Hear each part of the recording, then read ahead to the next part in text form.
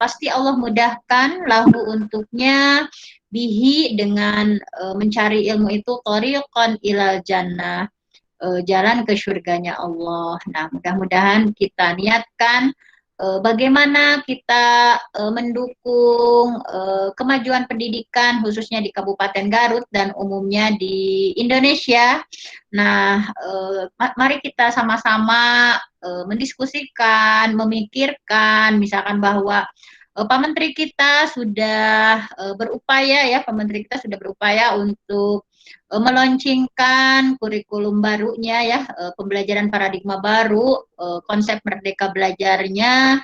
Bahkan sekarang di Garut juga sudah banyak ya sekolah-sekolah penggerak yang sudah menerapkan atau mengimplementasikan kurikulum baru yang sebelumnya kurikulum 2013, sekarang di sekolah-sekolah tertentu sudah mengimplementasikan kurikulum sekolah penggerak, baik itu di tingkat SD, SMP, SMA, ya sekarang di Garut juga sudah banyak yang ditunjuk oleh pemerintah sebagai pilot project, sebagai percontohan ya kurikulum sekolah penggerak. Nah, mungkin pada kesempatan kali ini kita yang belum ya ada kayak di sekolah Ibu juga belum, sebetulnya belum diimplementasikan kurikulum baru.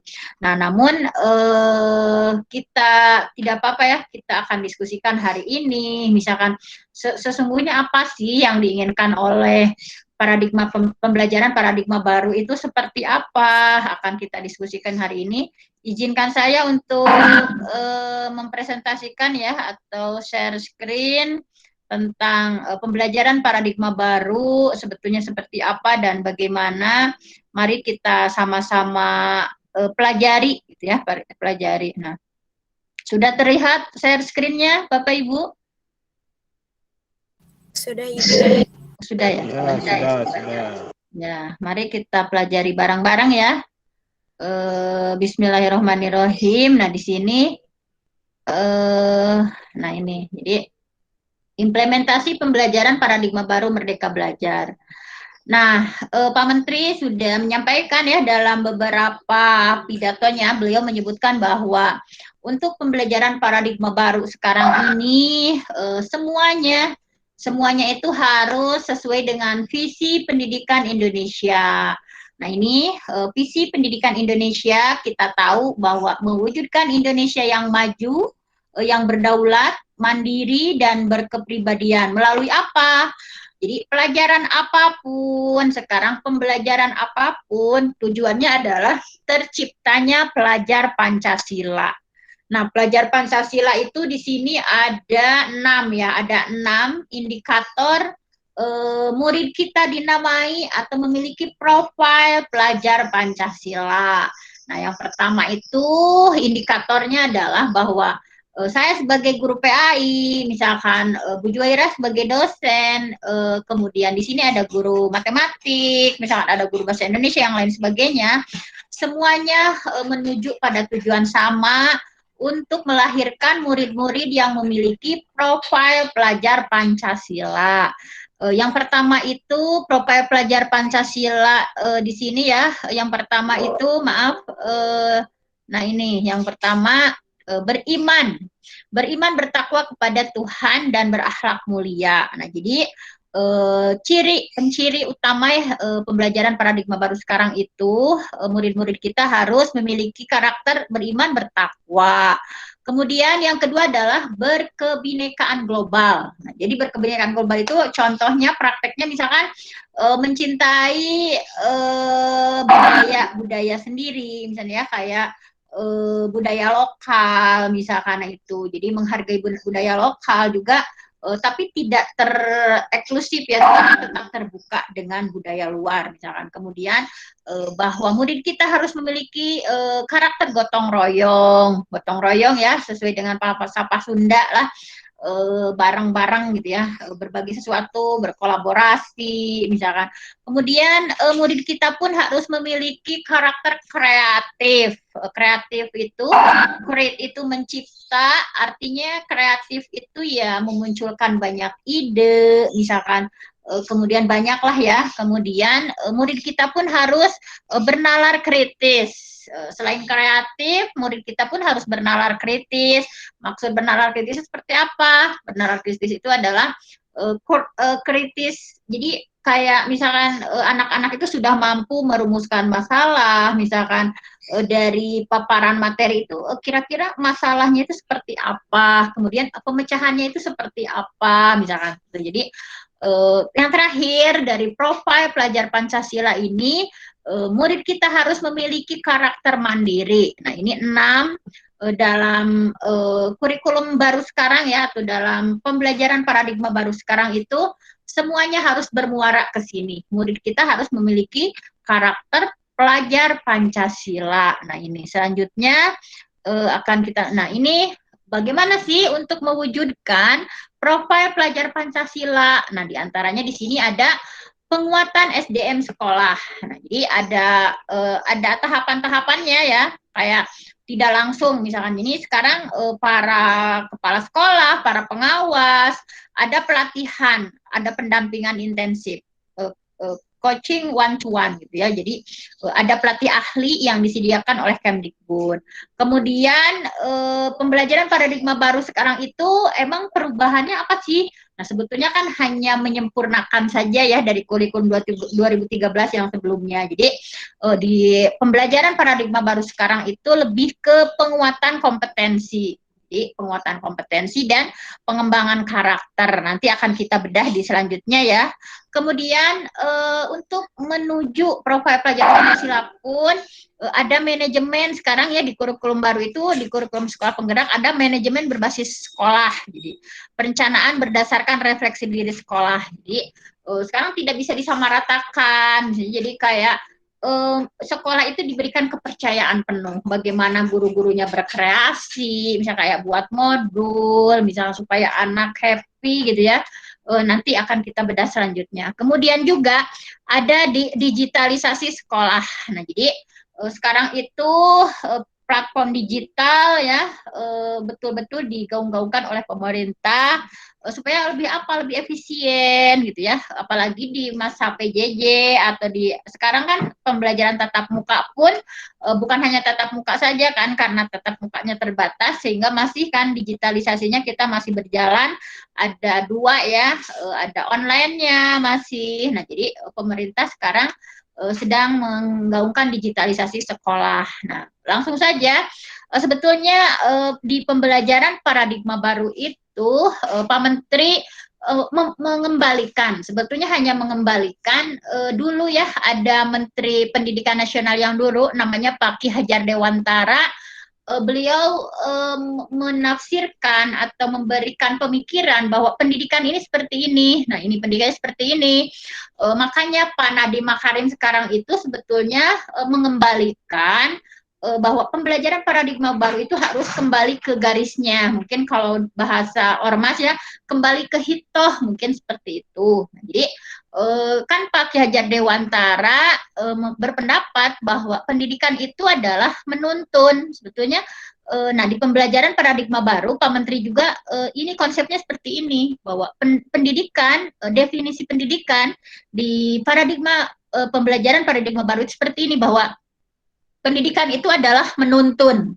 Jadi pendidikan itu menuntun segala kekuatan kodrat yang ada pada anak-anak supaya anak-anak kita itu mencapai keselamatan dan kebahagiaan yang setinggi-tingginya baik sebagai manusia maupun sebagai anggota masyarakat, baik sebagai individu ya maupun sebagai anggota masyarakat. Nah, jadi ini kita diingatkan oleh Pak Menteri misalkan dengan konsep Pak Ki Hajar Dewantara ya, bahwa kita terkadang sebagai guru suka memaksa sama anak. Nah, padahal pendidikan itu hanya menuntun kodrat, bahwa anak itu sebetulnya kodratnya itu ya ada dia itu sudah memiliki semangat belajar. Kita nggak perlu maksa-maksa misalkan atau sampai ya misalkan keras ya. Nah, jadi kita tuh hanya menuntun. Kalau diibaratkan kata Pak Ki Hajar Dewantara itu guru itu seperti tukang kebun, guru itu seperti petani ya, seperti petani. Misalkan gimana, petani gimana maksudnya? Jadi kan petani itu misalkan kayak nanam padi atau nanam jagung dengan benih ya, dengan benih. Nah kemudian dia memilih misalkan ada benih yang bagus, ada benih yang kurang bagus, tetapi disiram, setiap hari disiram, kemudian dirawat sehingga kita pun guru sama, diibaratkan murid-murid kita itu seperti benih ya.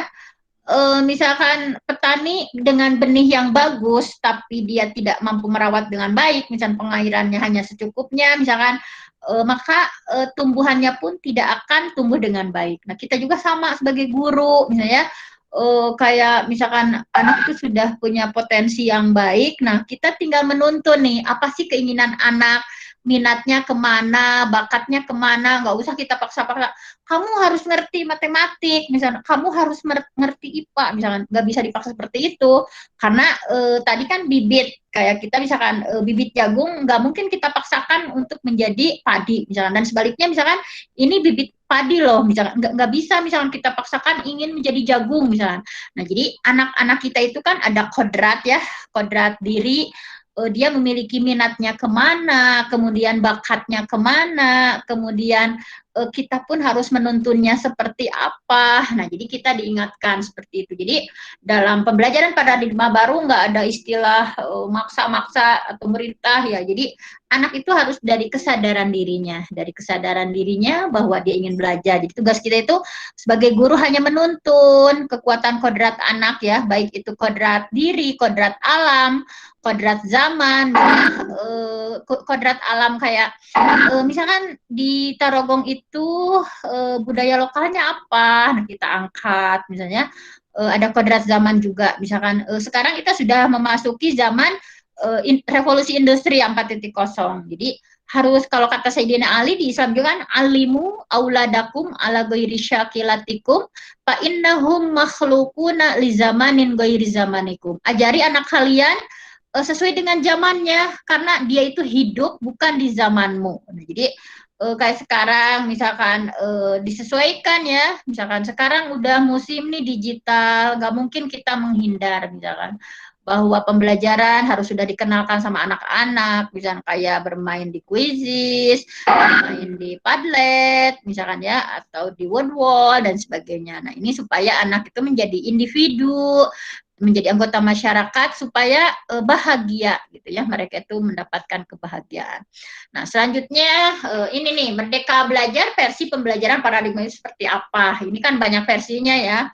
Nah di antaranya ini yang saya kutip. Jadi memerdekakan siswa dalam berpikir dan bertindak pada ranah akademis dan bertanggung jawab secara moral. Jadi memerdekakan siswa dalam berpikir dan bertindak. Kemudian kata kunci yang kedua adalah memfasilitasi dan menginspirasi kreativitas siswa.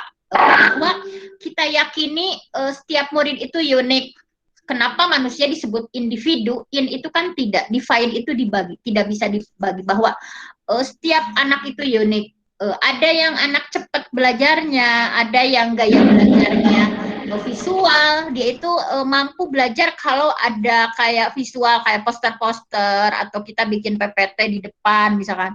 Atau ada anak yang memang dia itu metode belajarnya itu dengan mendengar misalkan, kayak dia senangnya storytelling atau senang dengar podcast misalkan. Ada anak juga yang kinestetik, dia nggak bisa diem misalkan, walaupun sama kita misalkan kamu harus diem, nah tapi nggak bisa. Ada anak yang kinestetik kayak dia nggak bisa diem, cerang-cerang gitunya di kelas itu.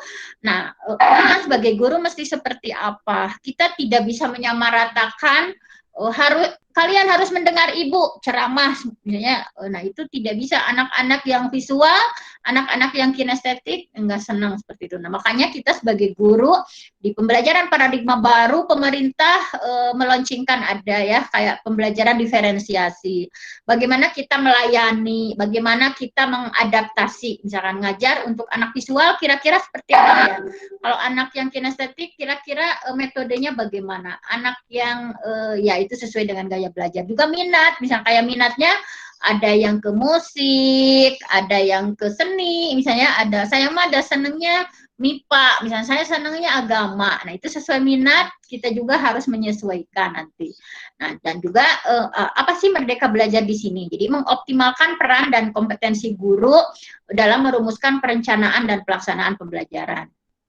Nah, selanjutnya, jadi di pembelajaran paradigma baru itu pembelajarannya harus sesuai dengan tahap capaian perkembangan anak. Jadi kayak misalkan sama ya ngajarnya itu kan sekarang ada fase-fase ya, ada fase-fase kayak fase A itu untuk anak kelas 1, 2, 2 SD nanti ya di sekolah penggerak misalnya. Ada fase selanjutnya ya, fase B misalkan anak kelas 3, 4. Ada fase C anak kelas 5, 6. Ada fase D untuk anak SMP misalnya. Nah, dan lain sebagainya. Nah, kita misalkan walaupun dalam satu kelas tetapi misalkan si ini masih fase apa misalkan si ini masih kita ngajar kelas 4 nih misalkan tapi dia fasenya masih fase A misalkan. Nah, makanya mesti seperti apa materinya tidak bisa disamakan. Kemudian di pembelajaran paradigma baru juga menguatkan kemampuan untuk menjadi warga digital yang kompeten dan sejahtera. Nah, tadi jadi bahwa kita sekarang sudah memasuki era digital ya, kita mungkin saya juga gitu ya sudah agak bersahabat dengan digital kayak udah bikin misalkan media-media pembelajaran ya dengan saya membuat sebuah program di SMP saya ada Geliat Pagi Gerakan Literasi Digital PAI Berbagi. Kayak misalkan kita belajar dengan Google Earth, misalkan kita belajar dengan Quizizz, tadi kita belajar dengan Canva, bikin Canva kreatif, kita belajar melalui podcast, misalkan dan sebagainya. Nah, kemudian di pembelajaran paradigma baru juga di sini, karena kita berkiblat pada Bapak Ki Hajar Dewantara, dengan tiga ini ada 3 konsep yang bagus dari beliau. Ingarso Sung Tulodo. Jadi sebagai guru kita itu di depan harus menjadi teladan. Jadi kita harus menjadi teladan untuk murid kita. Misalnya bahwa murid itu the best imitate, peniru terbaik. Jadi ketika guru itu kan seperti alat ukir, ketika alat ukirnya jelek ya, maka ukirannya pun akan jelek. Kita sama gitu ya, bahwa kita itu sebagai guru seperti alat ukir. Nah, kemudian ada Ingmadia Mangun Karso. Nah, ketika di tengah kita harus mangun karso, membangun semangat murid, membangun karso, keinginan murid. Jadi membangun semangat murid itu Turi Handayani. Dari belakang kita mendorong murid kita. Ya, ini ya yang jadikan salah satu semboyan ya di Depdik Kemendikbud betul Turi Handayani. Nah, kemudian pembelajaran yang responsif terhadap keberagaman anak. Nah, nanti kita akan mempelajari lebih detail ya di depan ada model pembelajaran diferensiasi. Kemudian kata kunci pembelajaran paradigma baru juga menyesuaikan dengan kodrat diri anak tadi. Kodrat diri itu minat anak, bakat anak, gaya belajar anak. Misalkan nggak bisa kita samakan misalnya dengan anak yang dia itu misalkan dari sisi perekonomian kurang, misalkan kita suruh bikin clipping, bikin apa, nah akan bagaimana jadinya, lihat ya kodrat dirinya, kodrat alamnya, anak di sekitar kita itu tadi ya budaya lokalnya itu kita lihat dan kita berdayakan. Kemudian kodrat zaman. Nah, yang selanjutnya adalah ciri khas dari pembelajaran paradigma baru itu adalah ada pembelajaran berbasis inquiry. Nah, ini ya bahwa memang kan pemerintah sekarang itu untuk pembelajaran yang mengacu pada pembelajaran paradigma baru ya, karena paradigma baru itu lebih ke kompetensi dan karakter gitu ya. Makanya pembelajaran seperti apa sih yang direkomendasikan oleh pemerintah. Kayak kemarin kita misalkan ada project based learning, ada problem based learning, ada scientific approach, misalkan ada discovery inquiry. Nah, saya hanya menampilkan salah satu saja. Misalkan di pembelajaran paradigma baru itu kita dituntut ya sebagai guru untuk menggunakan tadi model-model kayak tadi. Di antaranya saya tampilkan satu di sini pembelajaran inquiry. kayak misalkan yang pertama anak itu disuruh observing ya, mengobservasi, mengamati gitu. Jadi banyak-banyak mengamati, misalkan kayak misalkan belajar. Anak-anak, mari kita belajar di luar ya. Kita amati lingkungan sekitar, misalkan pohon, ada pohon mangga, pohon apa, misalnya mengamati gitu. Kemudian yang kedua adalah mempertanyakan. Silakan apa yang sudah diamati kalian tanyakan. Ya. Bu, kenapa ya ciri kenapa pohon mangga buat bentuknya seperti ini, sementara ini seperti ini dan sebagainya. Nah, misalkan. Kemudian membuat hipotesis. Jadi kayak membuat hipotesis ya, dugaan sementara, misalkan ada sebuah kita meneliti hal-hal sederhana misalkan, kemudian mampu memprediksi, anak mampu memprediksi dari hipotesis yang sudah dibuat, misalkan kira-kira pohon mangga akan tumbuh bagus misalkan di daerah seperti apa, misalnya ada membuat prediksi, nah kemudian ada menginterpretasi ya, memberikan penafsiran, ada merefleksikan misalkan, oh ini melakukan percobaan terlewat ya, kemudian ada interpretasi, ada melakukan refleksi misalkan, dan ada mengkomunikasikan. Jadi dari setiap pembelajaran itu misalkan tadi ya diinterpretasi penafsirannya seperti apa, kemudian refleksi. Baik anak-anak, misalkan pembelajaran kita hari ini apanya sih yang kurang, misalkan apa yang harus kita perbaiki supaya pertemuan minggu depan nggak terjadi seperti itu. Misalkan. Kemudian ini kan apa-apa yang hal yang kurang, apa yang baiknya misalnya. Kemudian ada sesi mengomunikasikan, misalkan. Jadi di pembelajaran paradigma baru memang communicate salah satu tuntutan pembelajaran abad 21 ya. Baik itu dengan presentasi langsung, misalkan, baik anak-anak silahkan presentasikan apa yang sudah kita pelajari hari ini. Kalian tadi sudah mengamati, sudah mempertanyakan, sudah membuat hipotesis, sudah membuat prediksi ya dari hipotesis yang sudah dibuat, kemudian sudah melakukan percobaan atau eksperimennya sudah diinterpretasikan, sudah direfleksikan. Sekarang tinggal komunikasikan, sampaikan baik secara verbal maupun non-verbal. Non-verbal misalkan silakan buat kalian semacam mind map, simpan, misalkan kita simpan di dinding kelas, misalkan gitu. Nah, kemudian asesmennya kayak seperti apa sih di pembelajaran paradigma baru? Nah, jadi asesmennya yang digunakan, jadi asesmen di pembelajaran paradigma itu digunakan untuk memandu pelajaran. Jadi kayak di awal kita itu sudah ada pemetaannya sebagai guru. Misalkan saya mengampun nih di SMP 2 Tarawang Kaler kelas 8, 30 siswa. Di awal itu saya sudah harus mendiagnostik ya, menilai peta kebutuhannya seperti apa. Tadi menentukan anak yang visual siapa saja, yang audio siapa saja, yang kinestetik siapa saja, terus minat belajar murid saya, jadi ada peta kebutuhan dulu, ada tes itu sebagai pemandu pelajaran, bukan di akhir, kan biasanya di akhir ya, misalnya kita, oh ternyata murid saya ini lebih senangnya dia ke seni, oh ternyata dia lebih senang ke bahasa, oh dia lebih senang ke religi, maka kita mesti mengemas materi seperti apa, kemudian asesmen yang mendukung pengembangan kapasitas belajar yang sesuai dengan tujuan pembelajaran. Nah ini ya mengembangkan kapasitas belajar. Kemudian asesmen yang responsif terhadap keberagaman anak. Jadi kalau sekarang itu di pembelajaran paradigma baru, asesmen itu kan kalau biasanya kita anak-anak ulangan semuanya. Nah sekarang nggak seperti itu. Oh murid ini sudah layak misalkan dia dilakukan asesmen. Oh, kalau ini belum, kayaknya dia dilakukan asesmen pun percuma ya karena belum nyampe misalkan. Oh misalkan ini kita kasih tagihannya anak-anak yang visual karena dia senangnya gambar-gambar. Coba evaluasi hari ini tentang iman pada Allah misalnya, kalian buat poster, kalian buat poster bahwa kalian memahami materi iman pada Allah kayak gitu kan. Oh dia senangnya dengar, oh kita storytelling misalnya. Jadi asesmennya itu disuruh anak menceritakan atau yang itu ya disuruh wawancara atau disuruh kuis-kuis yang lisan misalkan. Anak yang kinestetik coba kalian misalkan sosiodramakan apa misalkan ya. Jadi assessment ya tidak hanya satu, misalkan kita hayo ulangan tulisan, semuanya ulangan tulisan misalkan. Kalau di sini agak lebih fleksibel misalkan. Seperti saya pernah mempraktekkan ya di SMP saya misalkan topiknya berbakti pada orang tua. Bagi anak-anak yang senang puisi, silahkan kalian ekspresikan misalnya bahwa kalian itu paham tentang berbakti pada orang tua melalui sebuah puisi. ada anak yang senang cerita, ada anak yang senang wawancara. Silakan kalian wawancara ibu bapak kalian, misalkan bahwa berbakti pada orang tua itu seperti apa, misalkan dan sebagainya.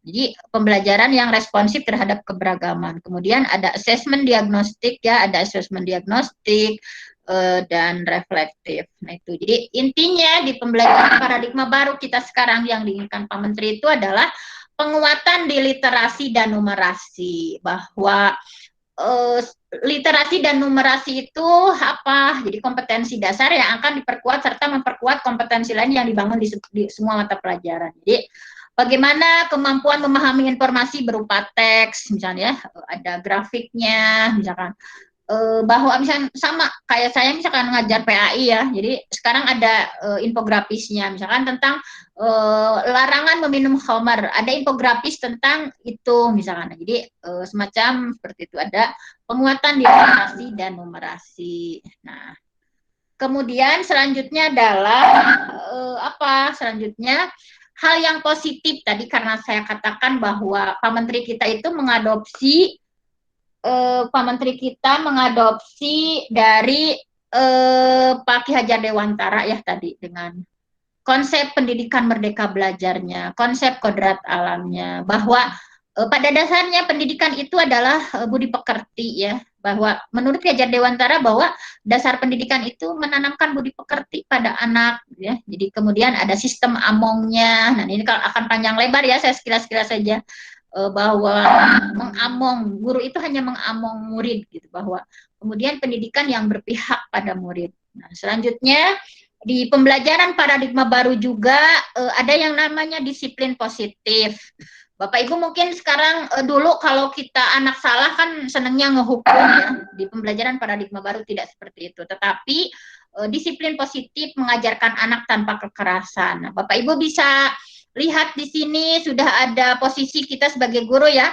Apakah kita termasuk guru yang senangnya menghukum? Nah, ya misalkan memarahi, mengkritik, misalkan ya seperti ini. Jadi akibatnya guru nggak peduli.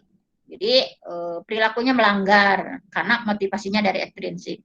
Ada juga guru tipe 2 yang membuat murid merasa bersalah. Misalkan kayak didiemin, misalkan diceramahin, misalkan kemudian Bapak kecewa ya, kayak gitu ya. Jadi murid merasa bodoh atau nakal.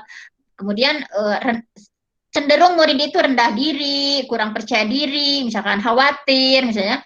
Ada juga tipe yang guru yang tipenya teman, misalnya. Kayak sering ngemaklum, misalnya tindakan itu. Jadi lakukan demi bapak kalian, lakukan demi ibu, misalnya. Jadi guru itu merasa teman ya, memaklumi berbagai kesalahan. Misalnya, Bu, saya kesiangan ya, ya nggak apa-apa, misalnya kayak gitu. Sehingga murid menjadi lemah, tergantung dan cenderung menunggu. Ini juga sama motivasinya ekstrinsik. Nah, kemudian apakah kita masuknya guru yang tipe 4 sebagai pengawas? Mantau, nyatat, misalnya anak kesiangan catat. Kamu udah tahu kan aturannya, misalkan. Kemudian akibatnya murid mempertanyakan konsekuensi perbuatannya. Kemudian orientasinya pada ganjaran dan sogokan. Jadi, misalkan kalau saya berlaku ini, nilai saya akan seperti ini. Jadi motivasinya masih ekstrinsik. Nah, yang diinginkan di pembelajaran paradigma baru itu semua guru menjadi tipe yang kelima manajer. Jadi kita banyak berinteraksi dengan murid ya, banyak bertanya, membuat kesepakatan bahwa anak-anak supaya kelas kita kondusif, kira-kira kalian ingin apa ya, misalkan sarannya apa, misalkan. Jadi ada buat kesepakatan. Kalau ada yang kesiangan atau tugasnya telat, bukan hukum ya, tapi ini kesepakatan. Kita akan kesepakatannya seperti apa ya, misalkan. Jadi itu dari anak sendiri, anak yang mengusulkan. Jadi kita melibatkan anak. Gini Bu, kalau ada yang telat, misalnya mengumpulkan tugas, maka kesepakatan kita misalnya ada pengurangan di nilai atau apa. Nah, tapi itu munculnya bukan dari kita, dari anak. Ini ya. Jadi melihat harapan anak, misalnya apa yang bisa saya lakukan untuk memperbaiki. Jadi anak-anak itu, Bu, gimana ya saya kesiangan, seharusnya saya seperti apa. Misalnya. Jadi sehingga disiplinnya timbul dari diri sendiri dan motivasinya intrinsik, timbul dari dalam diri sendiri, misalkan. Selanjutnya, nah ini pernah saya membuat produk kesepakatan kelas ya untuk membangun disiplin positif. Nah, kemudian pembelajaran paradigma baru juga sekarang tadi karena bahwa kita itu sudah ada diagnostik di awal ya bahwa murid kita itu ada yang kinestetik, ada yang visual, ada yang audio, ada yang minatnya di seni, di bahasa, di sains misalkan itu sehingga ada pembelajaran diferensiasi. Jadi kayak saya misalkan kemarin mempraktekkan itu tadi ya, misalkan saya mengajarkan PAI ini tentang berbakti pada orang tua, misalkan saya kumpulkan siapa di antara kalian yang senangnya mendengarkan storytelling, ibu akan cerita. Nah, anak-anak kan pada itu ya. Sini ibu akan cerita tentang Uwais Al-Qarni sebagai tokoh ya yang berbakti pada orang tua. Sehingga saya storytelling tuh cerita. Kemudian saya tanya lagi siapa di sini yang senangnya misalkan itu ya acting misalnya kayak acting mereka pada saya bu nah, ayo kita bikin film pendek tentang Malin Kundang kemarin Malin Kundang misalnya akibat dari yang durhaka sama orang tua gimana jadi anak-anak yang kinestetik mereka enjoy misalkan mempraktekkan misalkan anak-anak yang visual ya misalkan nih ibu udah bikin video misalkan udah bikin PowerPoint kita belajar melalui PowerPoint dan kalian silahkan perhatikan ada ibu bikin poster misalkan kayak gambar berseri nah seperti itu jadi ada pembelajaran diferensiasi nah kemudian selanjutnya adalah di pembelajaran paradigma baru pun kita diingatkan bahwa kita itu mengajar bukan hanya menyentuh aspek intelektual kita itu mengajar bukan hanya menyentuh aspek intelektual, tapi kita juga ke anak itu kan ada karakter ya, kata kunci di pembelajaran paradigma baru itu kompetensi dan karakter. Jadi bagaimana pembelajaran karakter sosialnya muncul, misalkan rasa empatinya muncul. Nah, maka saya ada ini seperti ini ya, ada bagaimana anak mampu mengelola diri, misalkan mengelola emosi, mengelola fokus, bahwa murid kita mampu berempati, misalkan ini ada namanya teknik-teknik pembelajaran PSE ya, sosial emosional. Kayak saya misalkan kemarin menerapkan teknik stop. Stop itu ya nantilah susah ya mempraktekannya karena kita di Zoom seperti ini ya sekilas-sekilas saja. Intinya bahwa pembelajaran sosial emosional ini sangat penting. Jadi bukan hanya anak itu pinter kabalinger enggak, tapi anak yang secara emosinya bagus, sosialnya bagus. Misalnya ini ada teknik-teknik yang harus dipraktekkan ya Bapak Ibu. Nah ini, jadi bagaimana? Nah ini ada kayak anak supaya mengenal emosinya, misalnya kayak dia sedih, misalkan harus seperti apa. Anak-anak, misalkan perasaan kalian hari ini sedang apa? Nah kita ada yang sedih, ada yang marah, misalkan ada yang ya rupa-rupa gitu ya. Kemudian ada pengelolaan diri, nah ini pengelolaan emosi dan fokus. Jadi ada teknik stop. Nanti kita akan praktekkan ya stop, take a break, observe dan proceed. Nah kemudian di pembelajaran paradigma baru pun kita ada teknik-teknik pengambilan keputusan ya. Ini salah satu tekniknya namanya POOCH, kayak problem. Anak sudah mengenal masalahnya apa sih misalkan. Kemudian option. Option itu ya pilihan ketika ada ini misalkan masalahnya kelasnya kotor, itu masalah misalkan. Optionnya ada opsi-opsi alternatif pemecahan masalahnya seperti apa. Misalkan ada piket, ada apa. Kemudian ada choice ya, choice the best. Kita memilih alternatif ini. Kalau kita memilih alternatif ini akan seperti apa? Alternatif kedua, alternatif ketiga, enggak. Yang terakhir reflection. Terus choice the best solution ya, pilih solusi terbaik. Jadi anak dilatih untuk mengambil keputusan yang bertanggung jawab. Nah ini juga anak bagaimana dia memiliki daya lenting, daya tangguh yang kuat. Nah ini ada 4S ya. Kemudian ada kesadaran sosial.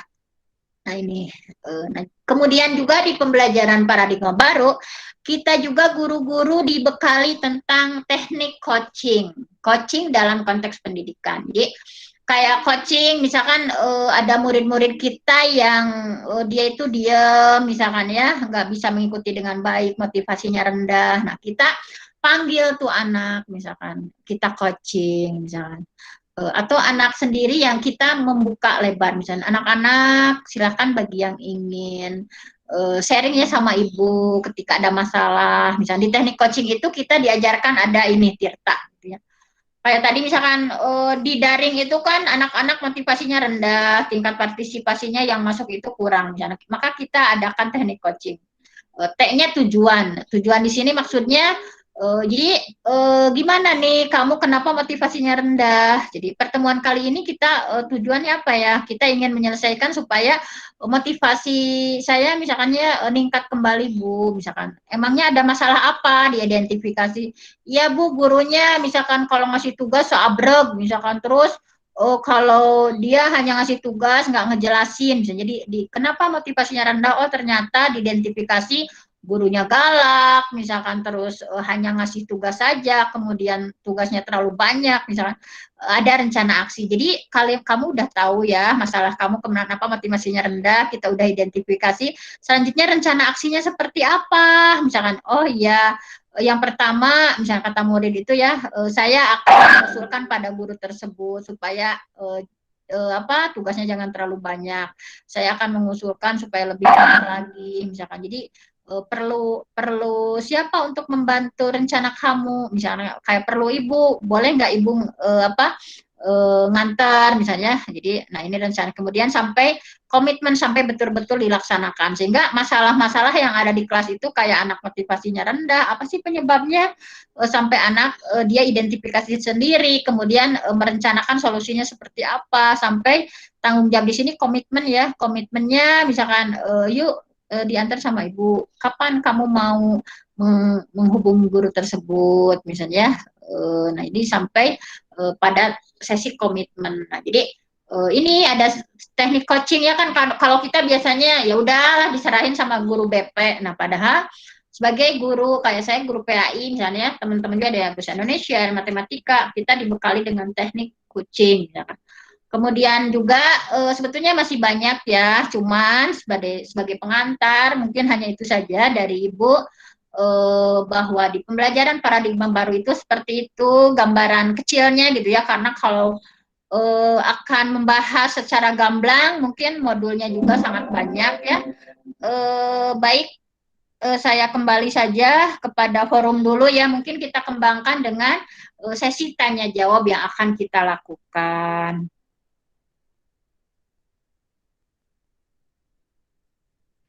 Silahkan saya kembalikan kepada Ibu Moderator untuk melanjutkan sesi diskusi kita kali ini. Mangga. Alhamdulillah, ada Ibu Saidi yang telah memaparkan tentang kurikulum baru, pembelajaran paradigma baru, belajar. Masya Allah ya, sangat luar biasa sekali. Kita bisa mengetahui banyak info, banyak pengetahuan tentang kurikulum baru yang diluncurkan oleh Kemendikbud ini.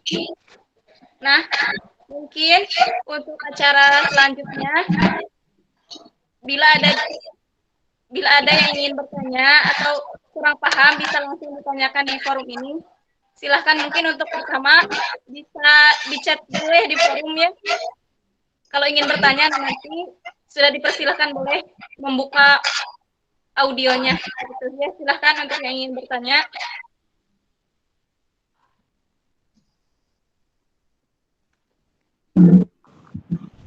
Itu udah ada yang raise hand, Bapak Dadang? Nek? Ya, silahkan. Bapak Dadang, silahkan. Baik, terima kasih. Assalamualaikum warahmatullahi wabarakatuh. Waalaikumsalam warahmatullahi wabarakatuh. Waalaikumsalam. Terima kasih. Pemaparan yang sangat menarik tentang paradigma pendidikan kita menjelang dalam proses menghadapi tentunya pendidikan negara kita adalah Indonesia Emas, Indonesia yang memiliki kemajuan dalam segala bidang, termasuk di dalamnya adalah attitude. Baik, saya terkait dengan satu ibarat tadi Ibu pemateri menyampaikan guru itu ibarat pahat ya. Ya Bu, pahat ya. Gimana Pak? Gimana Pak? Ibu tadi? Ya, tadi salah satunya di dalam materi yang disampaikan, guru itu harus seperti pahat, seperti alat yang akan memahat. Iya. Oke, alat ukir. Oke.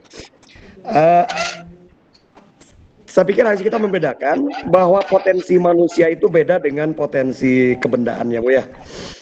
Alat ukir itu pasti yang diukir itu adalah benda, mungkin batu, mungkin kayu ataupun apa sejenis itu.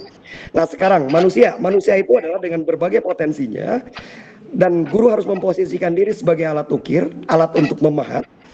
Itu menurut saya kurang tepat.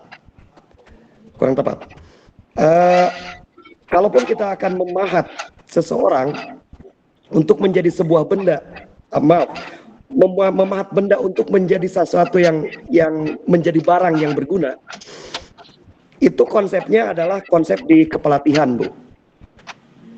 Konsep di bukan di konsep pembelajaran, bukan di konsep pendidikan. Seorang guru PJOK itu akan mencetak atlet, maka harus memposisikan diri sebagai seorang pemahat, sebagai pengukir, sehingga dia harus melaksanakan, memposisikan dirinya sebagai alat ukir. Nah sementara di sekolah itu dengan seabrek mata pelajaran, sebutnya ada 10-11 mata pelajaran, semua punya kepentingan untuk memahat. Saya sangat keberatan dengan itu. Lebih tepat, guru itu adalah sebagai jembatan Bu, sebagai fasilitator. Oke, kita terjemahkan lebih jauh dengan oleh masing-masing di antara kita. Selanjutnya, di bahasan yang lain ada karakter, salah satunya adalah disiplin positif. Itu yang harus kita kembangkan. Disiplin positif adalah proses, menurut saya itu adalah proses pembuatan awal dalam sebuah kesepakatan, dalam sebuah aturan. Kita tidak bisa membedakan dengan ibu itu, kalau tidak salah tadi menyampaikan tipe-tipe kepemimpinan atau tipe-tipe, misalnya guru mencatat kesalahan, guru memarahi, guru memberikan hukuman, reward and punishment, itu memang tipe. Tapi disiplin positif itu bukan tipe, tapi proses. Tolong dibahas ulang. Jadi setelah proses disiplin positif, ternyata hasil kesepakatan siswa setelah deal kesepakatannya begini, jika ada yang melanggar maka akan muncul hukuman, atau jika orang yang taat dia akan muncul punishment begitu, dan reward. Nah tindak lanjutnya adalah kembali ke tipe-tipe yang tadi. Hukumannya adalah dicatat, hukumannya adalah pengurangan, hukumannya pengurangan nilai, hukumannya adalah dimarginalkan begitu dan seterusnya. Oke, minta dibahas ulang Bu. Terima kasih. Assalamualaikum. Gimana Neng moderator, langsung atau gimana? Iya Bu, langsung aja. Nanti pertanyaan jawab. Oh, iya. Terima kasih kepada Bapak Dadang Muhammad Qasim ya, jazakallah al-khair atas masukan-masukannya yang sangat berharga. Yang pertama tadi Bapak tidak sepakat ya bahwa kalau guru itu disebut alat ukir. Mohon maaf, saya juga ini hanya mengutip dari pendapat Imam Al-Ghazali ya, salah satu tokoh pendidikan di Islam klasik gitu ya, bahwa karena saya kebetulan guru agama, kemudian banyak juga referensi yang saya adopsi itu dari tokoh-tokoh Islam. Nah, jadi ada di buku Ihya Ulumuddin-nya, di buku Ihya Ulumuddin itu beliau menyebutkan bahwa hati-hati ya, kita sebagai guru itu ibaratnya kayak alat ukir. Misalkan maksud alat ukir di sini jadi apapun yang guru ucapkan atau guru lakukan, nah itu akan berpengaruh ya. Jadi kalau alat ukirnya misalkan guru, misalkan ya pribadinya jelek misalnya, atau dia mencontohkan atau tidak bisa menjadi teladan, maka ia pun akan melahirkan tadi murid-murid yang ya meniru apa yang dilakukan guru. Misalkan kayak guru pembohong, misalkan dia berbicaranya tidak sesuai antara apa yang dikatakan dengan yang dia lakukan. Nah, jadi alat ukir di sana itu nanti murid kita akan meniru misalkan, jadi akan mengadopsi misalkan kayak tadi saya sebutkan bahwa murid itu the best imitate atau peniru terbaik. Jadi dia akan meniru, misalkan gurunya sering kesiangan, ya udah, misalkan saya pun kesiangan, ya. Gurunya juga misalkan tadi misalkan sudah azan berkumandang, tapi dia malah ngobrol-ngobrol.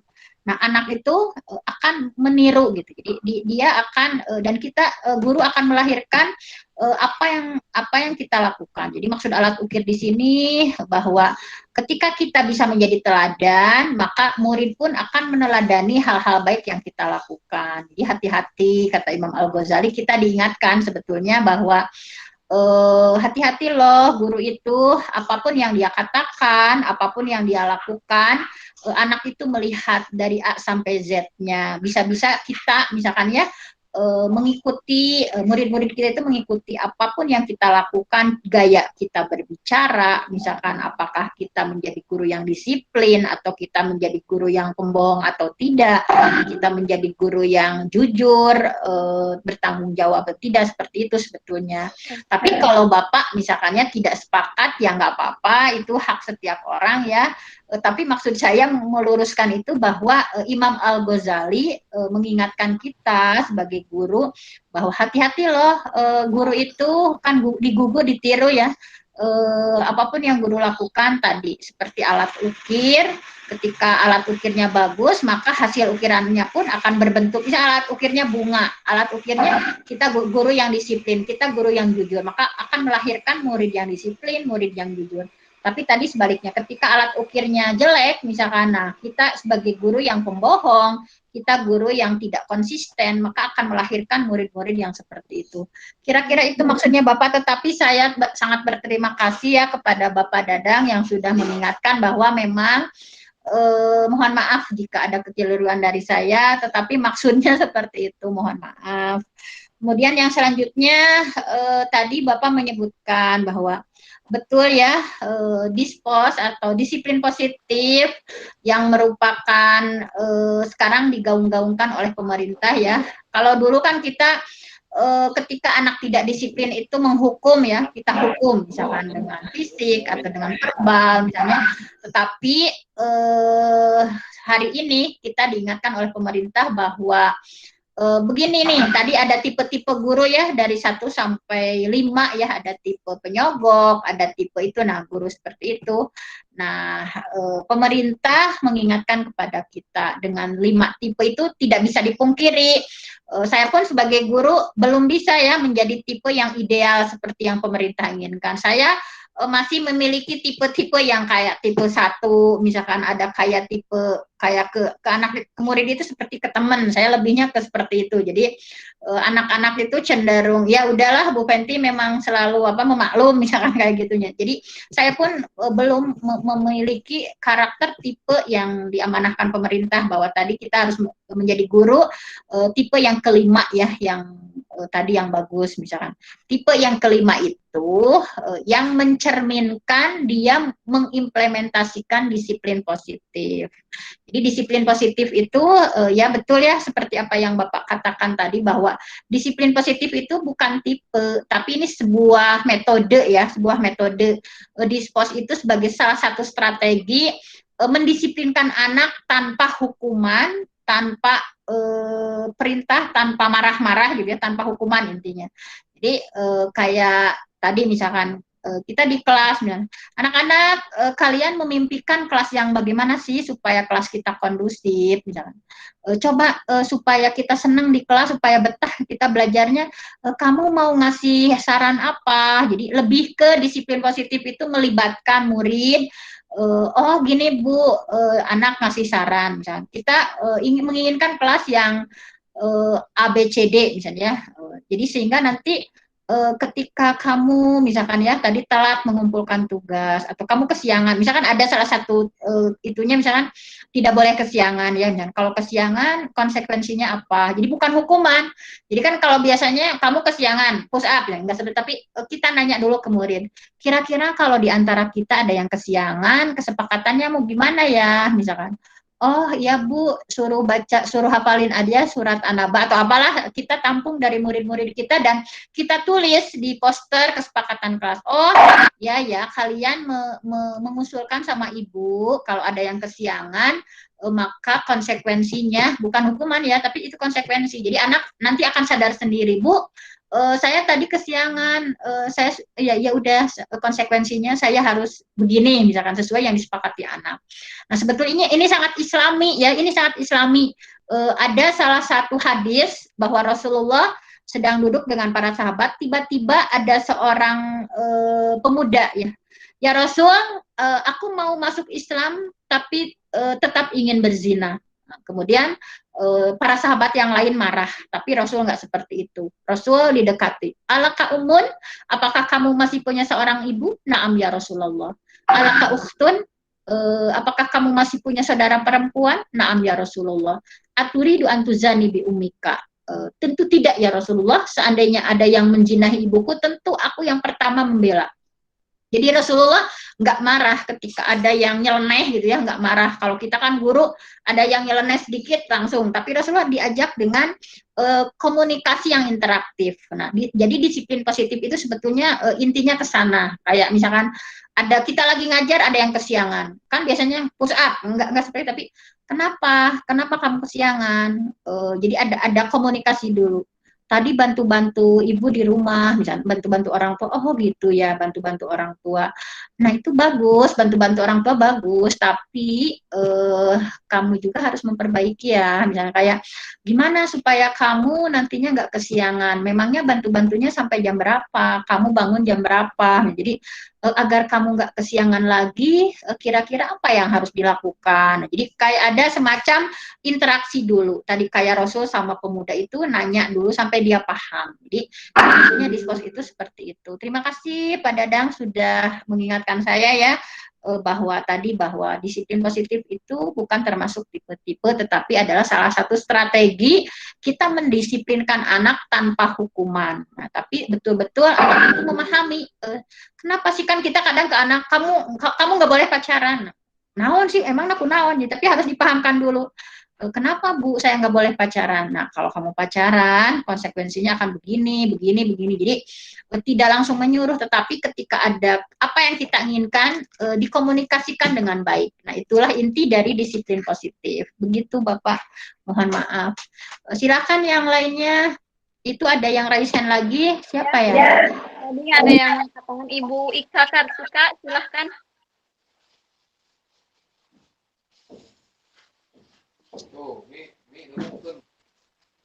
Ibu Ika Kartika, silahkan tadi mengangkat tangan. Yang SPD kudu didengar tuh si ini mah SKG-nya kalau yang orang hadisnya ini mau ngajar atau yang lain.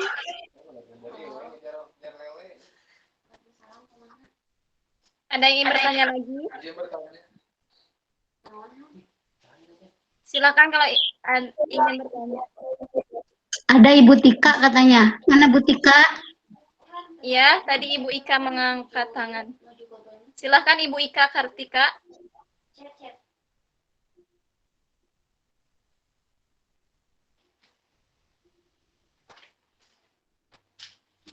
Ibu Ika Kartika, silakan.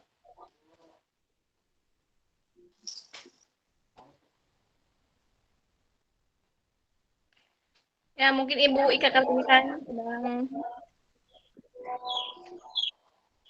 ada. Ibu Ika Kartika.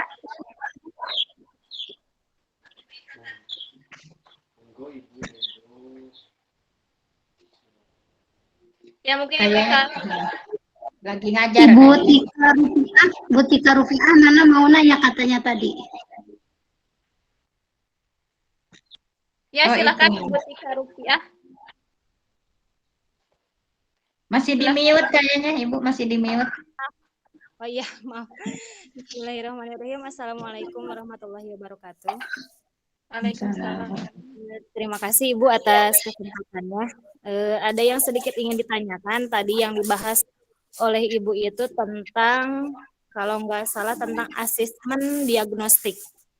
Ya. Nah, di sana dikatakan bahwa kita sebagai guru harus memiliki data anak-anak. Semisalnya adalah si anak termasuk tipe belajar yang seperti apa.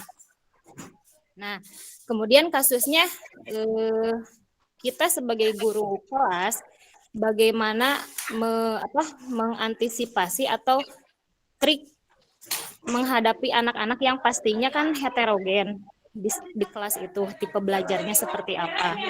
Nah, sedangkan tipe belajar anak-anak kan pasti berbeda-beda. Dan bagaimana kita menyamaratakannya ketika kita sedang melangsungkan pembelajaran. Itu maksudnya. Ya mungkin itu yang ditanyakan. Terima kasih. Siap. Terima kasih Ibu Tika Rufiah Nurhayati ya sudah berpartisipasi meramaikan ya diskusi kita kali ini bahwa bagaimana kita kan Ibu sebagai guru kelas di SD ya Bu? Iya Bu. Ya di guru kelas di SD misalkan mengampu dengan banyak karakter di kelas ya dan itu tantangan untuk kita sebagai guru. Kayak sekarang kan di pembelajaran paradigma baru kita nggak boleh menyamaratakan ya ada tes diagnostik dulu misalkan seperti saya di SMP itu misalkan dalam satu kelas mengampu puluhan murid misalnya nah ada tes diagnostik dulu sebetulnya ini sesuatu yang tidak mudah ya kita praktekkan. Saya juga sama lah di sekolah nggak mudah. Yang pertama ada instrumennya dulu Bu, instrumennya dulu. Kita misalkan di satu kelas, tapi kalau yang secara idealnya ya Bu ada instrumen bahwa anak kita itu diidentifikasi dulu tadi kayak minatnya kemana misalnya terus dia itu memiliki tipe gaya belajar seperti apa kayak apakah audio kah visual kah atau kinestetika misalkan seperti itu nah dan itu ada instrumen khusus gitu ya pertanyaan kayak pertanyaan-pertanyaan misalkan ada pertanyaan kamu lebih senang nonton film atau mendengarkan musik misalnya kayak ada pertanyaan-pertanyaan seperti itu tetapi itu agak lumayan instrumennya banyak jadi kita nanya dulu ke anak-anak kalau anak yang lebih senang dengar musik berarti itu tipe gaya apa Bu? Visual kan ya kalau yang senang dengar musik saya lebih senang dengar musik misalkan daripada kalau yang visual misalkan dia berarti dia lebih senang nonton kan ya misalkan atau kamu lebih senang nari atau lebih senang baca misalkan bagi yang lebih senang baca berarti itu kan anak visual kan ya kalau dia lebih senang nari atau lebih senang senam atau gerak-gerak berarti itu anak kinestetik. Saya juga di kelas jadi hal sederhana dulu kita lakukan kalau ingin misalkan kayak tes yang serius misalnya ada berapa puluh soal yang harus diisi anak misalkan terus instrumennya seperti ini sekarang udah banyak aplikasinya Bu jadi pemerintah Kemdikbud sudah menyiapkan aplikasi untuk itu kayak kita tinggal nggak usah analisis kita hanya nih anak-anak coba isi pertanyaan-pertanyaan itu tapi kalau karena Ibu misalkan belum tahu aplikasinya sekarang saya juga di kelas hanya sederhana saja tadi kayak nanya-nanya siapa yang lebih senang Ibu bercerita misalkan tadi Ibu akan storytelling nih Ibu ingin cerita tentang tadi kisah yang berbakti pada orang tua ada pemuda yang siapa jadi anak-anak kan ngacu ya sekarang belajar ya sama Ibu misalkan siapa tadi yang lebih senang ini nih Ibu udah bikin poster-poster nih siapa yang lebih senang itu lihat-lihat gambar seri nah anak-anak ngumpul nih kelompok-kelompok ada di kelompok-kelompok seperti itu tapi ada salah satu model misalnya kayak marketplace activity jadi ibu-ibu atau bapak ibu kita harus mendesain misalkan bukan berarti karena dengan ada beberapa gaya belajar kita metodenya jadi beda-beda misalnya jadi 32 anak jadi 32 metode enggak seperti itu juga kita bukan robot ya kita guru bukan robot misalkan tapi ada misalnya kayak satu metode tapi bisa mengadopsi atau bisa melayani seluruh gaya belajar misalnya kayak saya misalkan pernah mempraktekkan metode marketplace activity misalkan dari pertamanya yang pertamanya ya kan udah ini udah ditentukan misalkan siapa saya yang visual yang kinestetik silahkan misalnya kelompok ini kamu gambar mind map misalkan Kamu gambar mind map, kata kunci atau hal-hal penting yang ada tentang tadi berbakti pada orang tua. Jadi anak disuruh bikin mind map. Berarti itu untuk anak yang apa Bu? Tipe apa yang kalau disuruh bikin mind map? Visual kan ya? Jadi anak-anak visual kan senangnya gambar-gambar, bikin infografis, bikin mind map, bikin poster, bikin gambar seri misalnya. Udah tuh misalnya. Udah bikin mind map-nya, udah misalkan. Nah, sekarang coba mind map-nya ditempel ya di dinding. Anak-anak udah pada bikin mind map. Kemudian kita arahkan anak-anak yang tadi kinestetik misalkan. Silahkan kalian berkunjung ke seluruh tadi stand yang sudah bikin mind map tadi. Jadi pada disimpan sambil mereka berdiri menunggu kan ya mind map poster yang sudah mereka bikin. Kan anak-anak yang kinestetik nggak bisa disuruh diam ya, jadi mereka cari informasinya harus lewat jalan-jalan. Silakan stand 1 apa sih yang kalian pelajari misalkan. Mereka keliling kan ya, ada stand 1, stand 2, stand 3, misalkan. Ke kelompok 1, ke kelompok. Nah, jadi anak-anak yang kinestetik dia senangnya kan sambil jalan-jalan tuh. Jadi dia mendapatkan informasi dari bergerak dulu. Jadi dia nanya, ini maksudnya apa? Ini mind map ini coba terangkan misalnya. Nah, ini bagi yang anak-anak visual kan dia senangnya ngomong kan. Senangnya ngomong kan anak-anak visual misalkan. Dia ngomong, menjelasin misalkan. Nah, ini yang bagi yang senang dengar, anak-anak yang audio misalkan. Dia senangnya dengar, mendengarkan misalnya. Ya, dia mencatat informasi, nanya kan dia nanya anak-anak yang audio. Jadi misalnya maksud dari berbakti di sini maksudnya apa misalnya, atau maksud dari contoh beriman pada Allah itu maksudnya apa. Nah, dia nanya ke narasumber yang anak-anak visual. Anak-anak visual menjelaskan, kemudian anak-anak yang audio dia mencatat, dia senangnya mendengarkan. Jadi banyak model-model yang, jadi kita sebagai guru kan kadang hanya fokus pada satu metode dari awal sampai akhir, berarti kita hanya melayani yang audio kan. Sementara anak-anak yang visual udah lekes-sekeng misalnya, aduh si ibu teh nyarios naon misalnya. Jadi kita kalian baca misalnya bab 1 maca, terus kudu maca kan. Bagi anak-anak yang audio kan gak seneng, kalau anak-anak visual dia kan seneng baca misalnya. Ya, misalnya nah, itu. Jadi nah, apalagi yang kinestetik, kita harus punya strategi tersendiri bagi anak-anak kinestetik. Kayak kita bikin materi-materi itu disebar di pojok-pojok ya. Kalau sekarang ada barcode, ada Pokemon Go itu, ada dengan belajar dengan barcode ya, kita simpan di semak-semak, anak-anak senang gitu. Jadi seperti itulah di antara contoh ya implementasi dari pembelajaran diferensiasi. Sebetulnya ini sesuatu yang sulit ya, tidak mudah seperti yang kita bayangkan. Ini juga pelatihannya tentunya harus berapa pertemuan gitu ya sampai kita oh iya ya ternyata model ini cocok untuk diferensiasi. Oh iya ternyata dengan media ini cocok untuk diferensiasi. Nah, itulah. Jadi bukan berarti ada yang nanya, Bu, jadi kalau diferensiasi itu anak gimana? Cina nanti ayam muter-muter ya, itu terkendali, tersistem gitu ya, tersistem kayak tadi. Oh kita praktekkan MPA nih, atau yang lain lagi kita praktekkan jigsaw. Jigsaw juga cocok ya dengan pembelajaran diferensiasi. Jadi kita sebagai guru intinya harus mampu berusaha melayani seluruh gaya belajar. Bukan berarti kita harus berbagai metode, enggak, tetapi metode apa sih yang cocok kayak tadi untuk mengimplementasikan dari pembelajaran diferensiasi. Mungkin itu Bu. Ya Bu, terima kasih atas penjelasannya Bu. Ya sama-sama. Ya tadi ada yang bertanya Ibu Eva.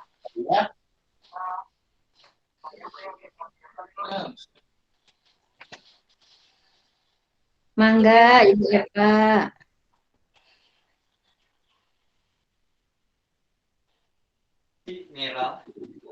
Atau ini Ibu Sri Dewi mau ngasih masukan Bu, ini Ibu Kepala Sekolah sebetulnya.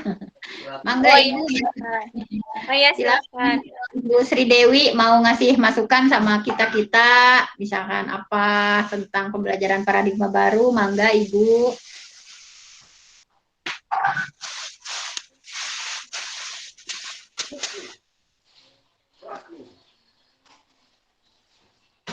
Di sini ya, mangga ada Pak Suwanda, misalnya Bapak ini Bapak Ibu guru hebat ya. Silahkan Ibu Tika juga mau ngasih masukan sama kita, misalkan ya. Kita terbuka diskusi kali ini, intinya ya sharing saling berbagi saja, mangga. Ya. Ini Ibu ada yang bertanya di lewat chat. Ya, kumaha. Saya bacakan ya Bu. Mangga. Pertanyaan yang pertama, bagaimana mengatasi alokasi waktu JTM yang terbatas? Lalu yang kedua, kompetensi manakah yang diprioritaskan dengan berkurangnya JTM di masa pandemi ini? Oh ya. Jadi yang pertama tadi gimana JTM gimana? Bagaimana mengatasi alokasi waktu JTM yang terbatas? Oh iya. Lalu kompetensi manakah yang diprioritaskan dengan berkurangnya JTM di masa pandemi ini? Ya begitu, sama saya juga di SMP. Saya di SMP sama bagian kurikulum ya Bapak Ibu. Jadi kita agak kebingungan nih di pandemi ini. Di jam tatap muka yang sama ya di sekolah saya juga. Misalkan kayak Senin untuk kelas 9, Senin Kamis ya kelas 9, Selasa Jumat kelas 8, misalkan Rabu Sabtu ya kelas 7 misalkan. Dan dengan mata pelajaran 12 tapi hanya 2 hari, nah itu akan seperti apa gitu pembelajarannya dengan jam tatap muka ya tadi JTM yang sangat terbatas. Makanya kalau saya pribadi ya di sekolah misalkan kita masih tetap yang paling pokok itu pembelajaran online. Jadi kita combine atau semacam blended learning ya. Blended learning itu sebetulnya salah satu atau pembelajaran campuran atau kita mengintegrasikan antara daring dan luring. Nah itu menjadi salah satu meminimalisir ya kan jam tatap mukanya hanya 1 jam misalkan ya, hanya 40 menit setiap itu. Nah bagaimana mungkin kita bisa menyampaikan misalkan. Jadi yang pertama kalau pengalaman pribadi saya ya, saya sebagai bidang kurikulum di SMP, nah jadi seperti itu. Jadi kayak kita ngasih dulu materi, misalkan metode yang saya pakai minggu ini problem based learning, saya pembelajaran berbasis masalah. Nah, di PBL itu misalkan ada 5 langkah tuh di PBL. Kayak yang pertama orientasi masalah dulu, misalkan anak-anak memahami, mendefinisikan masalah. Guru menyampaikan ada problem seperti ini. Nah, di orientasi masalah itu kita lakukan dengan online, misalkan anak-anak lihat di grup WhatsApp ya, misalkan di sini Ibu sudah memaparkan ada masalah-masalah yang harus kita pecahkan. Silakan dibaca dulu, misalkan dengan teori-teorinya. Nah, jadi dari 5 langkah itu, misalkan kita bagi mana yang bisa dilakukan secara online, mana yang bisa dilakukan secara tatap muka, misalkan. Nah, jadi kita bagi dulu lah misalkan anak orientasinya gitu. Nanti tinggal pas presentasi misalkan di kelas, karena takut-takut kalau presentasi ada yang harus kita luruskan atau ketika penyelidikan misalnya penyelidikan kita lakukan secara tatap muka. Nah, jadi kalau hal-hal yang misalkan anak-anak ini nih Ibu udah kasih modul di pembelajaran online, silakan baca. Kalian baca, kalian simpulkan dulu, tulis hal-hal penting misalnya. Jadi pas tatap muka tinggal penguatan-penguatan. Jadi memang susah ya karena kita belum normal, baru jam tatap muka terbatas, memang agak sulit untuk, tapi paling tidak dengan blended learning itu pembelajaran campuran, kita bisa memilah-milah. Kalau misalkan kita ingin project based learning nih, anak-anak silakan kita akan bikin project minggu ini, misalkan di online-nya udah kalian harus membawa bahan ini, misalkan silakan pelajari bagaimana cara itunya, misalkan. Nah, nanti yang 1 jam tatap muka sama kita itu tinggal hal-hal yang pentingnya. Jadi seperti itu Bu, kalau pengalaman saya dengan jam tatap muka terbatas ini, dan juga kan sebetulnya pemerintah sudah ada penyederhanaan kurikulum sebetulnya ya, tetapi memang guru-guru selalu ingin idealis, misalkan sebetulnya pemerintah kan ini udah disederhanakan nih kurikulumnya, misalkan kita pilah-pilah mana materi faktual, mana yang konseptual, mana yang prosedural, mana yang metakognitif, misalkan.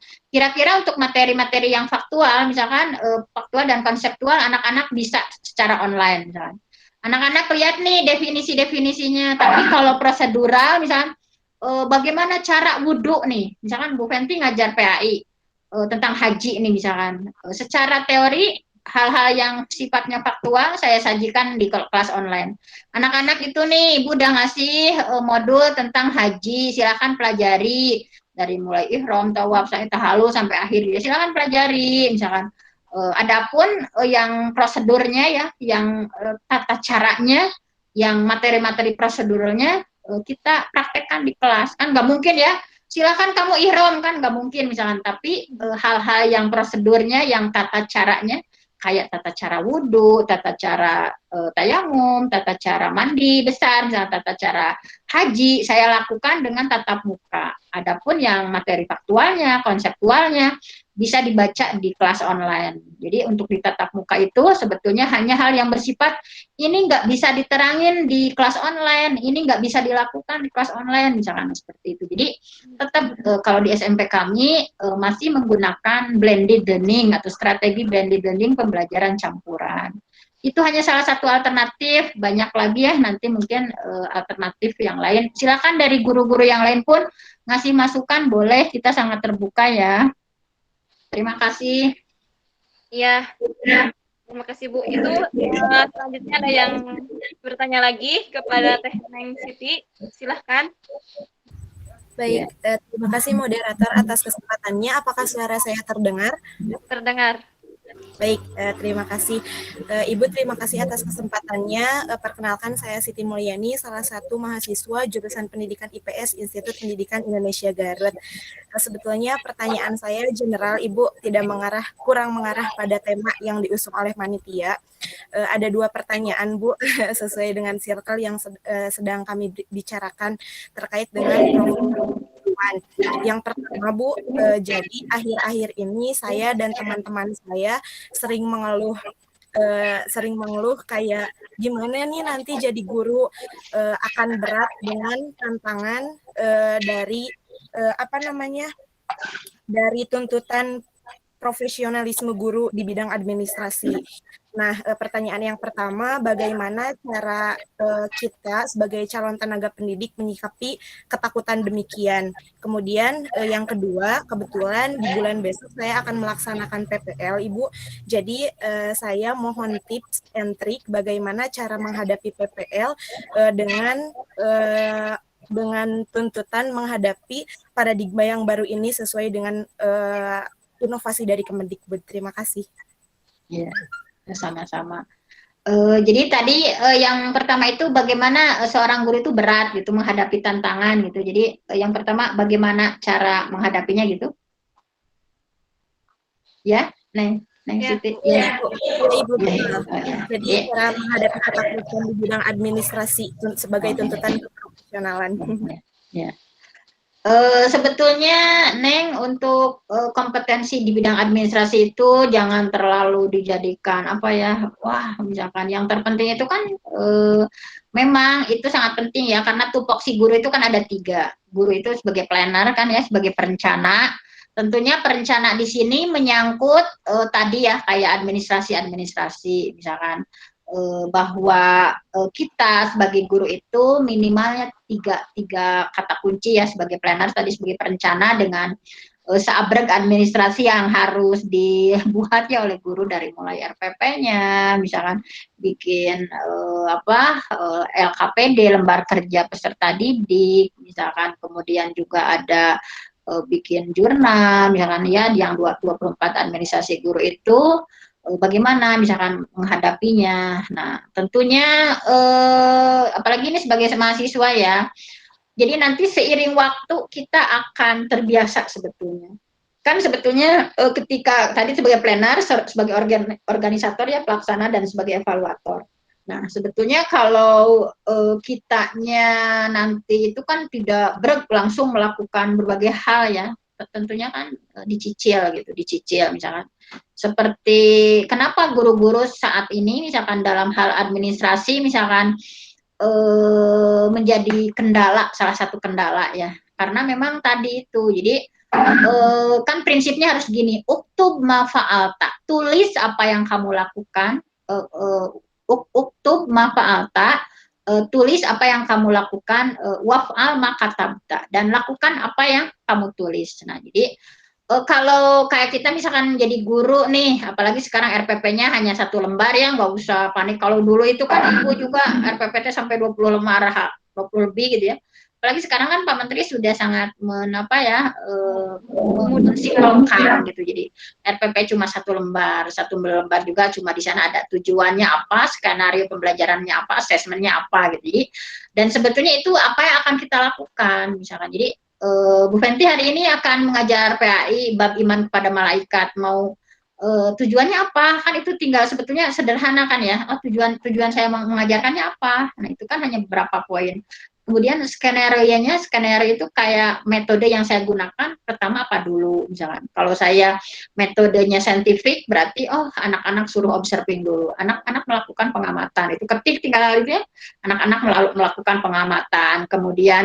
Kemudian ada apa lagi, anak-anak questioning, anak-anak nanya. Nah, itu sebetulnya apa yang akan kita lakukan itu dalam perencanaan ditulis dulu. Kalau kitanya nyicil gitu ya, tidak seperti guru-guru sekarang kan kenapa menjadi sebuah suatu beban, karena memang nggak enjoy. Jadi RPP perencanaan kemana karena kopas misalnya, pelaksanaan kemana. Tapi kalau kitanya misalnya jadi guru kan hanya menyisihkan waktu 15 menit sebetulnya udah jadi ya, kita bikin RPP-nya misalkan pas ngajar tadi kan. Jadi kalau punya prinsip catat apa yang kamu lakukan dan lakukan apa yang kamu catat, nah itu akan sebetulnya akan enjoy guru-guru, nggak akan terbebani. Dan neng-neng misalnya yang cagur ini, para calon guru jangan terlalu gimana gitu, karena pemerintah sekarang sebetulnya udah meringankan.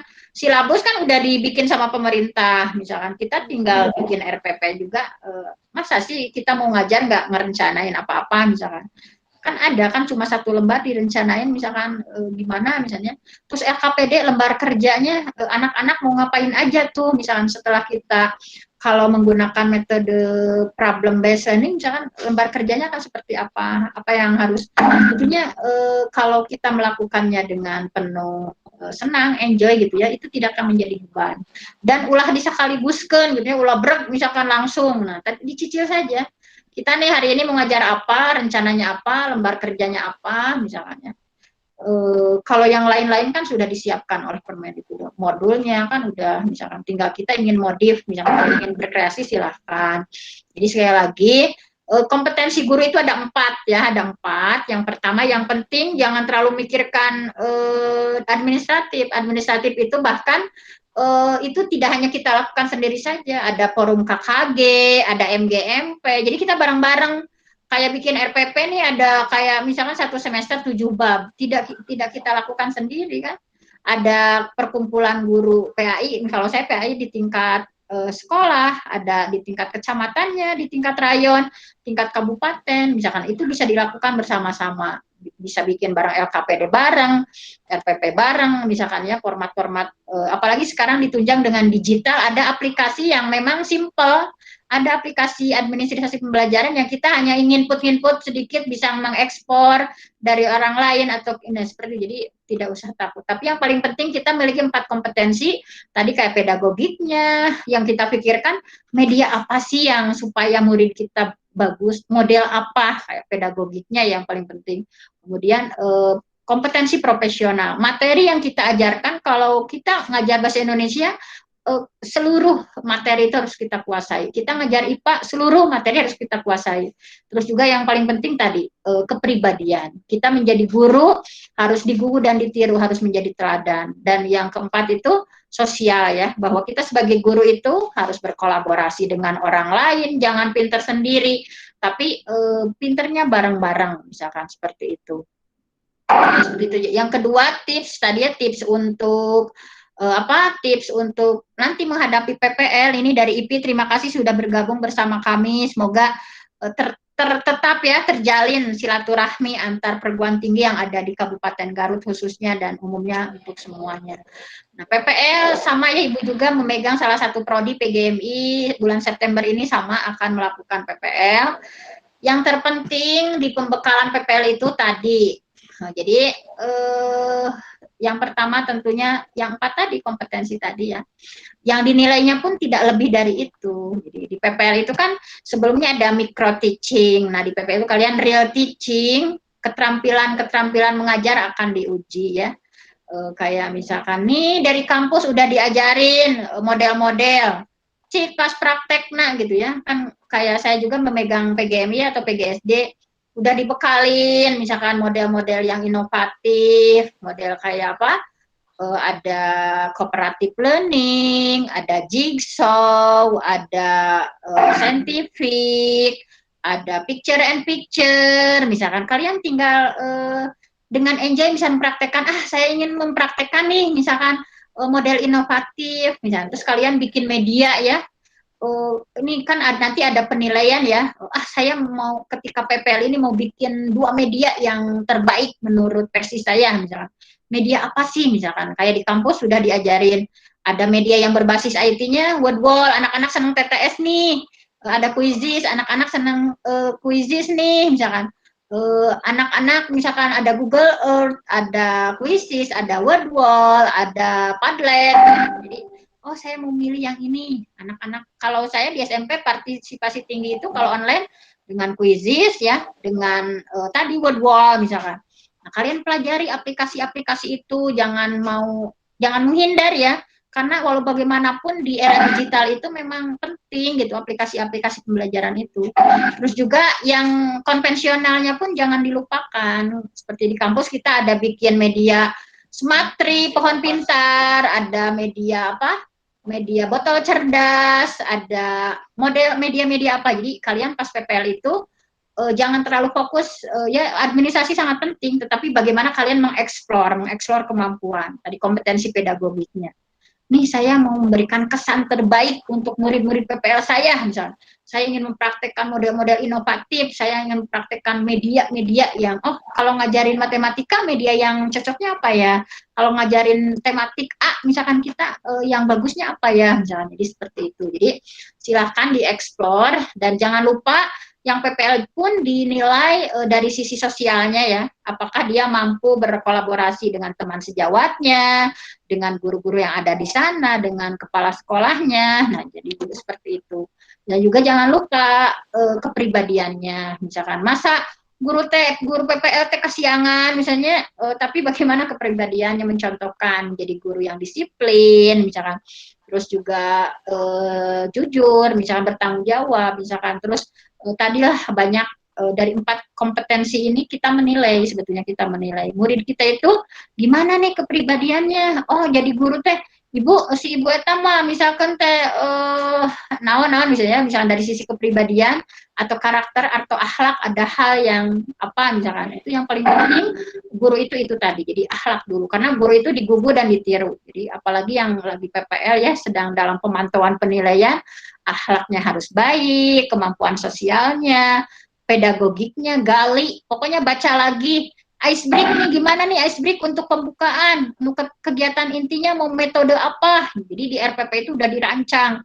Saya dari 14 pertemuan ini, misalnya dari 3 bulan itu ya, saya akan mempraktekkan metode A, B, C, D, dipelajari lagi metode-metodenya, model-modelnya dipelajari, misalnya ice break-nya apa, media-media yang dipakainya apa, itu sudah direncanakan sedemikian rupa. Jadi catatkan dalam sejarah bahwa kita pernah menjadi guru terbaik untuk murid-murid PPL kita. Nah, itulah sekilas ya untuk untuk tips-tipsnya. Terima kasih. Ya, sama-sama. Ya, terima kasih. Silakan jika ada yang ingin bertanya lagi atau ingin memberi tanggapan ya, memberi masukan ya, bagus ya, tanggapan dan masukan, atau ingin bertanya lagi silakan untuk yang tadi lain. Butika masih raisen nggak, Butika? Enggak, Bu, tadi belum dipencet. belum turun-turun ya, Bu? Iya, belum turun-turun tangannya. Iya. Iya, silakan. Itu Pak Suwanda tuh. Ya, Pak Suwanda, silahkan. Pak Suwanda Suhada, silahkan. Mau bertanya? Ya, assalamualaikum warahmatullahi taala wabarakatuh. Waalaikumsalam warahmatullahi wabarakatuh. Alhamdulillah, Ibu, subhanallah sangat bagus itu materinya. Sebetulnya saya dari tadi pengen bukan itu ya, pengen menanggapi ini bagus-bagus. Pas ini lagi Zoom meeting bareng juga ini dari sekolah. Jadi aduh, kurang fokus pas barusan dia ada Japrian. Pak Jumatan, oh iya lupa itu pas lihat jam mau jam 11. Mudah-mudahan ini Bu intinya ada tindak lanjut ya, ada tindak lanjutnya ke depan kalau bisa jangan satu kali. Terus ya, Ibu dari Garut Ibu? Ya, Bapak dari Garut ya. Betul. Oh iya, mungkin perkenalkan saya sekretaris DPD Agpai Kabupaten Garut. Asosiasi Guru Pendidikan Agama Islam Indonesia Garut yang mana sering ngadangu Bapak, nami Bapak mah sering ngadangu. Maksud Nabi teh dengan materi-materi yang sekarang lagi booming dan lagi lagi emang diperlukannya seperti ini, apalagi sekarang mau mulai tatap muka. Adapun sudah ada yang mulai, ada yang sudah, tetapi dengan konsekuensi yang ya begitulah. Seperti di sekolah saya juga, alhamdulillah udah mulai dengan sistem kayak karyawan. Jadi baru kelas 10 itu pun juga dibatasi dengan prokes dan kesehatan. Terus saya simak tadi materi-materinya itu sangat bagus Bu. Subhanallah ini pembekalan yang yang amat diperlukan dalam situasi sekarang pandemi yang insya Allah mudah-mudahan ini menjelang kita untuk bisa bertatap muka dengan siswa, bukan bertatap maya saja, karena agak bosan kalau bertatap maya ini banyak masalah di rumah itu orang tuanya masing-masing, kasihan juga gitu karena mendidik anak itu subhanallah gitu.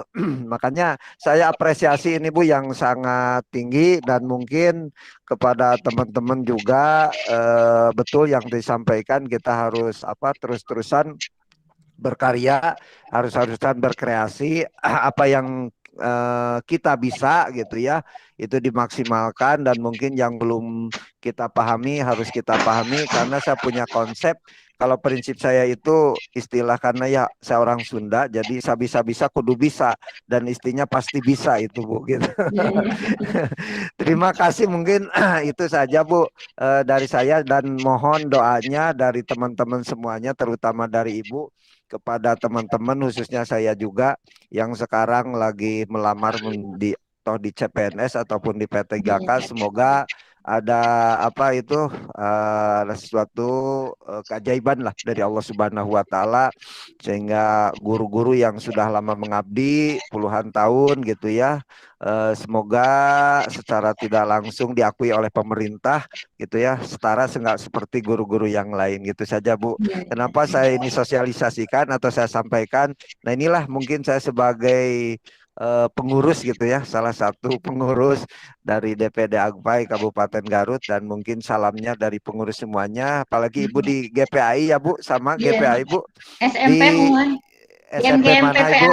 Di SMP 2 Tarogong Kaler Bapak. Oh, SMP 2 Tarogong Kalernya. Semua. Terus bisa sama yang tadi disampaikan sama Ibu, betul Ibu Bapak teteh peserta semuanya, materi sekarang itu sebetulnya bisa dikatakan gampang-gampang susah, tapi kalau kita diresapinya sebetulnya banyak yang gampangnya. Kenapa? Betul yang tadi disampaikan Ibu, Agpai juga kan meluncurkan seperti KTA Agpai Digital, yang mana di situ ada aplikasi siswa, aplikasi penilaian, aplikasi RPP dan lainnya gitu. Terus misalnya dari KKG juga kalau nggak salah ada itu. Ya itu nggak salah buat kita kolaborasikan saja, karena itu toh kalau misalnya kita bermanfaat buat kita, kenapa tidak gitu ya, itu kita diambil. Betul saja Ibu. Mungkin sebetulnya banyak yang mau saya sampaikan juga, saking istilah bahasa Sunda saking semangatnya ini gitu. Cuman ini kelihatannya acaranya banyak yang bersamaan seperti saya juga, dan informasinya agak dadak mendadak ini teteh moderator itu ya.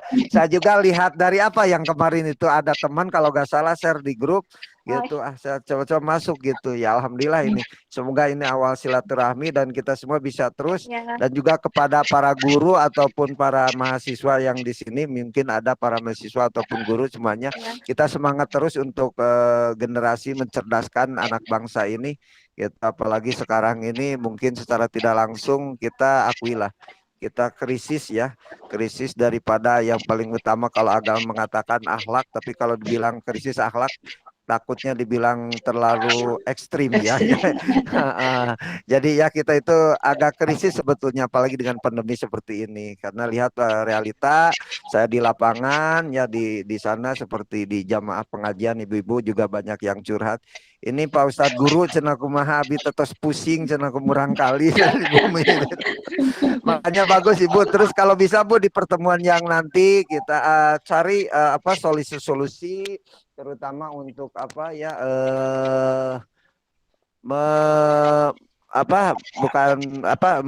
persiapan untuk apa tatap muka ya dengan sistem yang sekarang itu kan alhamdulillah kita Garut PPN itu sudah level 2 ya. Semoga ke depan cepat kondusif ya semuanya. Mungkin itu saja Ibu ya. Mohon maaf ini karena sudah ada panggilan biasa kalau gini kalau jadi Ustadz panggilan itu banyak yang manggil. Terima kasih Ibu. Semangat sehat selalu Ibu semuanya ya bagus ilmunya. Semoga bermanfaat. Terus di-share saja Teteh moderator itu ya nanti biar diamalkan sama teman-teman. Terima kasih. Salam buat semuanya, sehat selalu, jaga kesehatan. Assalamualaikum warahmatullahi wabarakatuh. Waalaikumsalam warahmatullahi wabarakatuh. Waalaikumsalam warahmatullahi wabarakatuh. Hatur nuhun, jazakallah khairan Bapak Sekretaris AGPA ya Kabupaten Garut. Selanjutnya di sini ada Bapak hebat juga Bapak Iwan, Bapak Guru Kuring nih yang mendapatkan apresiasi penghargaan. Bapak mangga. Sami tadi Pak Suwanda sudah memberikan apa ya semacam pencerahan kepada kita penguatan. Silakan Bapak Iwan sebagai itu ya banyak inovasi dari Pak Iwan tuh mangga Pak Iwan. Assalamualaikum. Waalaikumsalam warahmatullahi wabarakatuh. Punten oknamnya. Terima kasih Bu Fenty, wah ilmunya luar biasa itu. Amin. Menarik lah pokoknya. Bermanfaat kalau kata orang Garut mamunel gitu. Jadi tentang merdeka belajar mungkin tadi saya banyak mendengar bahwa memang sekarang sudah mulai atau sedang dipopulerkan kan merdeka belajar, tetapi pengertian merdeka belajarnya harus dipahami benar-benar. Ulah budak diajar sangeunahna itu merdeka belajar. Bebas banyak. Dan pemahaman seperti itu juga perlu diluruskan ya Bu Fenty, karena sebenarnya kalau yang menyebut mereka belajar itu ada 3 aspek. Pertama, menyadari sebuah tujuan belajar kan. Yang kedua, anak itu mandiri dengan cara belajar. Ketiga, itu refleksi. Nah, kita sebagai guru mendorong 3 hal tadi. Pertama, anak dan guru harus tahu tujuan belajar untuk apa sih gitu kan. Ternyata memang kalau kita belajar banyak yang punya tujuan begini, untuk apa belajar? Pak, sekadar apa bisa mengerjakan ulangan aja kan berarti pendek sekali kan tujuan belajar seperti itu. Makanya orang setelah belajar ya untuk apa belajarnya? Menghafal ya untuk ulangan kan? Bukan untuk memahami kompetensi. Nah, guru itu harus bisa mendorong anak memahami bahwa dia punya tujuan belajar. Dan guru bersama-sama siswa itu mendorong untuk pencapaian tujuan belajar. Yang kedua, mandiri dengan cara, artinya tadi betul kan anak-anak itu punya cara berbeda ya. Ada diversifikasi dan sebagainya. Kita sudah sebagai guru memahami seperti itu. Jadi kita pandai tadi kan ada tes diagnosis ya, bahwa anak ini punya minat apa seperti apa, sehingga kita bisa memberikan tugas yang beragam. Cara menyampaikan metode juga sesuai dengan kemampuan anak dan cara memberi tugas juga yang beragam. Yang sampai satu tugas itu untuk bersama-sama kan gitu. Kita kan biasa ya, pokoknya tugasnya kieu weh. Misalnya berhenti gitu kan. Jadi tugas itu anak mungkin ketika mengerjakan tugas dia memang nggak sanggup kan. Karena bukan katakanlah tidak sesuai dengan kemampuannya. Pengurus guru di daerah. Nah, guru harusnya paham seperti itu. Kemudian berefleksi. Jadi setiap akhir pembelajaran itu guru melakukan refleksi. Apa sih yang tadi yang kurangnya, lalu apa yang bisa kita perbaiki ke depan. Sekali lagi saya ingin menekankan dari hasil yang saya amati bahwa merdeka belajar itu bukan orang anak merdeka terus saya merdeka gitu kan. Pengertian saya anak, tapi ada 3 hal yang harus dipahami.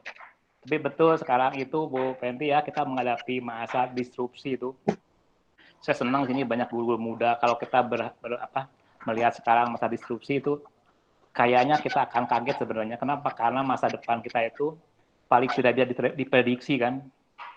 Kita kan kaget ya, nggak pernah kepikir sebelumnya bahwa kita akan belajar seperti ini kan. Ya, Belum pernah disiapkan anak-anak dan guru sebagainya. Akibatnya kaget. Malah kemarin ada berita entah benar atau tidak, ada guru yang ya katakanlah bunuh diri karena katanya nggak sanggup belajar online. Saya nggak tahu persis itu. Tapi ini menunjukkan bahwa kita memang perlu adaptasi untuk menghadapi teknologi. Saya lihat anak-anak guru-guru muda itu di Garut seperti ini sudah menarik ya, senang melihat mereka punya semangat. Kalau saya udah tua kan, kalau melihat anak muda yang bergerak itu senang. Memang perlu diajari terus-menerus supaya ya mereka itu kan menjadi guru-guru yang masih panjang pengalamannya Bu Fenty ya. Pengalaman harus belajar banyak. Ya. Segitu dulu Bu ya. Iya Bapak. Satu nuhun atas kesempatannya. Iya, terima kasih. Salam buat teman-teman di Garut semuanya. Siap.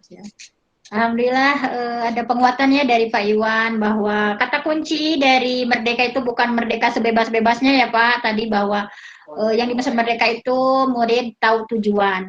Belajar ini mempelajari untuk apa ya? Saya mempelajari perkalian itu emang gunanya untuk apa? Jadi tujuannya apa? Misalkan jadi ada bagus, misalkan kemudian tujuan, jangan lupa anak misalnya harus tahu tujuannya mau kemana. Kemudian tadi ada refleksi Pak ya. Kebetulan saya juga sedang belajar Pak di Wardah Inspiring Teacher ya, yang 3 tadi maksud dari merdeka di sana itu tujuan, kemudian apalagi komitmen ya, dan apa yang terakhir refleksi, bahwa kita harus melakukan refleksi nih dalam pembelajaran misalkan. Nah itu bahwa merdeka di sana itu bukan bebas sakahoyongnya, tapi tadi bahwa kata kunci dari 3 kata merdeka di sana itu apa. Terima kasih Bapak. Mangga Neng moderator. Ya, alhamdulillah kita mendapat banyak pengetahuan, banyak info tentang bagaimana kita cara mengajar gitu ya di masa pandemi ini, terutama pada zaman sekarang gitu ya, zamannya teknologi gitu ya. Nah, dipermudah dengan adanya kurikulum baru dari Kemendikbud yang tadi Ibu Fenty sudah sampaikan gitu ya. Alhamdulillah sekali ya, terus saya juga utamanya kita mendapatkan banyak pengetahuan tentang kurikulum baru ini. Nah, alhamdulillah ya dari acara. Maaf sebelumnya ada yang ingin bertanya lagi? Kalau tidak mungkin ada yang ingin bertanya lagi? Terus tabu 11 ya? Siap. Acara dari awal sampai itu ada Bu Anastasia minta waktu dulu. Bu Ibu ini ada coach kita ya. Silakan Bu, mau ngasih pencerahan sama kita guru-guru di sini, guru-guru di Garut dan mahasiswa juga ya. Mangga ya. Ibu. Iya, silakan Ibu. Selamat siang atau selamat pagi nih. Pagi saja ya Bu Fenty ya. Iya, Bu. Sudah siang Bu. Ya, saya menyimak dari tadi. Terima kasih pencerahannya dari Ibu Fenty. Setidaknya apa yang menjadi kegamangan kita tentang bagaimana menyikapi merdeka belajar sedikit dicas ya Bu di sini ya. Iya. Ya. Terima kasih sekali dan saya sangat bersyukur bahwa banyak generasi muda kita yang memilih menjadi pendidik ya, meskipun sekarang mungkin dalam taraf masih dalam proses perkuliahan, tetap semangat ya.